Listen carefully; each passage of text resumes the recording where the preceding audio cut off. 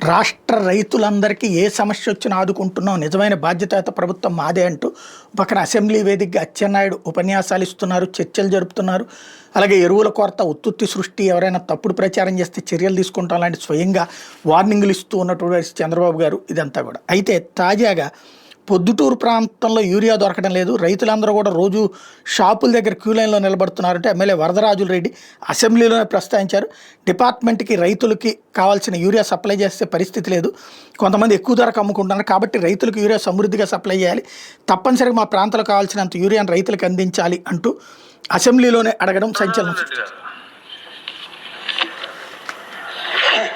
Sir, మా పొద్దుటూరు ప్రాంతంలో urea దొరకడం లేదు. రైతులందరూ కూడా రోజు అంగళ్ళ దగ్గర పోయి క్యూలు కట్టి నిలబడతా ఉండబడినప్పటికీ యూరియా దొరకని పరిస్థితి ఉంది. అందరూ కేసు కెనాల్ కింద నాట్లు జరిగినాయి, నాట్లు యూరియా వేసుకునే పరిస్థితి ఇప్పుడు ఉంది. ఉండబడినప్పటికీ కూడా డిపార్ట్మెంట్కు కావాల్సినంత రైతులకు సప్లై చేసే పరిస్థితి లేదు సార్.